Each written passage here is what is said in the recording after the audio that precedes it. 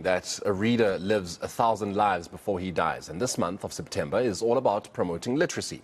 People are encouraged to buy books or donate their unwanted books to those who need them. To discuss this further, we are joined by Catherine Langsford from the Literacy Association of South Africa. Very good morning to you, Catherine. Thank you so much for your time.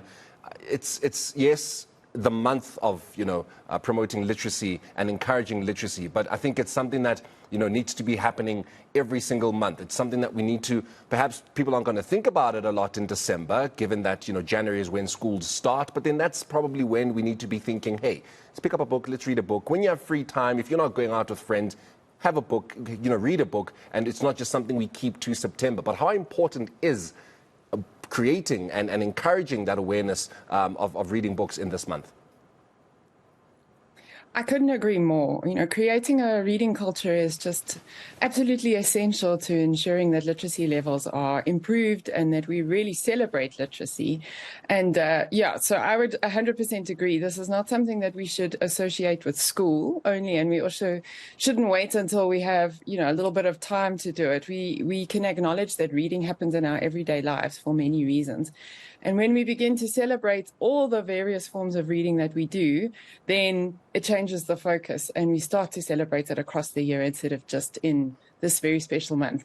Catherine, what is it about reading a book that a lot of people find, so boring? And I mean, I'm going to admit that I used to be one of those people who'd say, I don't have the attention span. I can't sit down quietly still and read a book for perhaps the rest of the afternoon. It's just, I could be doing something else that's probably a little more fun. What is it about books that some people just are so, repelled by?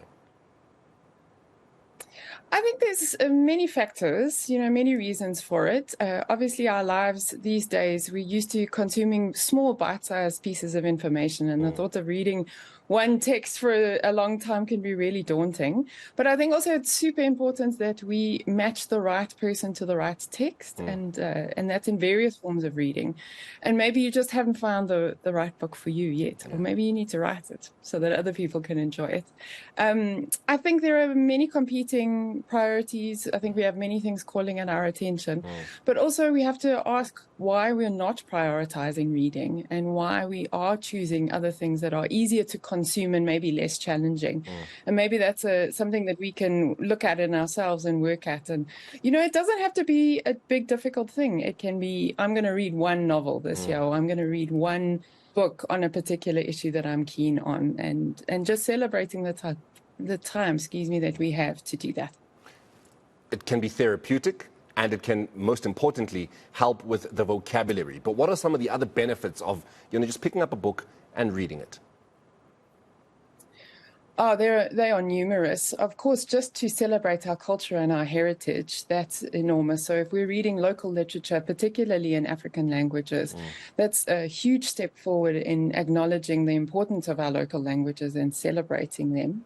And I think also, we can grow in ourselves. It's definitely a personal development thing, but we can also use it for critical thinking purposes, and we can begin to question the world. And the more we know about others and the way that they think, we might begin to reflect on our own situation, and changes can come about as a result, which can be really positive and life-giving.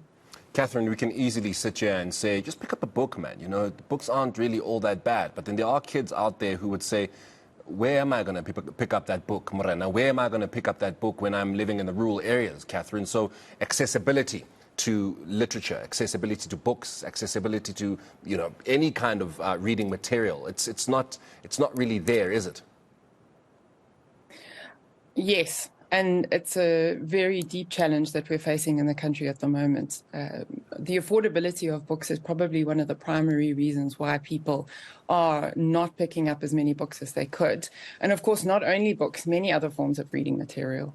So we have different models that are being used to address this challenge. And I think the traditional publishing model, commercial model, is being challenged. I think it has its place, and we need to acknowledge its importance and to celebrate creatives and ensure that they are compensated effectively, and that we can look after that industry. But we have to acknowledge that it's very challenging in this country. And so there are many organizations and individuals who are starting to look at self-publishing or publishing that where the costs are borne higher up the chain, and so that the end user can obtain the book for free. And then, of course, there's the issue of distribution. So we need to get it out to rural areas where it is more challenging to, get access material. We can't just walk into a bookshop. And I think that's why we have an immense range of NGOs doing amazing work in this area, and many organizations who are funding this work. And it's absolutely critical to increase and improve our reading culture in South Africa. Catherine, we're saying that you need to make reading fashionable and such, but then how does that happen? Especially when you're a parent and you're giving much of your time, about 8 hours of your child, to a school where it's not about making reading fashionable at a school. It's about enhancing, vocabulary and diction and again, like you said, enhancing critical thinking and people just questioning and learning more about their world. So how then do you go? How can a school go about making literature fashionable? Well, I think we all need to take part in this. I think we all need to take responsibility for making reading a priority and literacy more generally. So we need to be talking about literacy issues, and we need to be sharing information with one another about these issues. We, as the literacy community, would love to see more influencers getting involved. So people in social media, media figures, people who are, really prominent in society, from politicians to TV stars to people in the arts to people in business. We'd love to see them all getting involved, promoting literacy, speaking about the importance of literacy, telling us about what they're reading.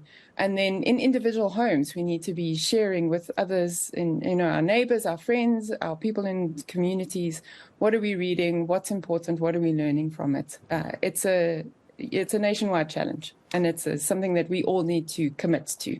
I mean, I hear you saying it's something that we all need to commit to, but as the LASA, what are you finding, your assessment of schools and the basic education system? Are you finding that they're doing enough, to ensure that kids are interested in books, that kids do not let go of a book once they are out of school and don't have to read the books? Do you find that, the basic education is doing its part? There are many programs that are being undertaken at various levels, and I think government and many other organizations are deeply committed to ensuring that we do make children love reading. There are many factors that are preventing that from happening and that make it complicated. So teaching and the teaching of African languages at early levels, so in ECD levels and in foundation phase, those are tricky, and those are things that we're looking at. And, if a child has the basic tools and the basic skills that they need in order to access text, and that automatically makes text more interesting because it's easier to read, right? It's easier to engage with. And then access to resources is a significant issue as well within the education system. And that's just a supply issue more than anything. So we need to have enough books for children to be able to be surrounded by books and that they can love them and read them and enjoy them. And so I think we're working on both of those issues in the literacy community in various ways. And it's just something, it's a significant issue that's going to take a long time to fix. And I don't think that we can expect, immediate resolution to it. And I think also we need home support. We need parental support as well, community support. Most definitely, and I think that's probably where it actually starts, in the home and having that culture of reading in the home before you let your child go out to school or you let your child go out there with their friends. But Catherine, we'll leave it there with you. Thank you so much for joining us here on the South African Morning. That is Catherine Langsford from the Literacy Association of South Africa.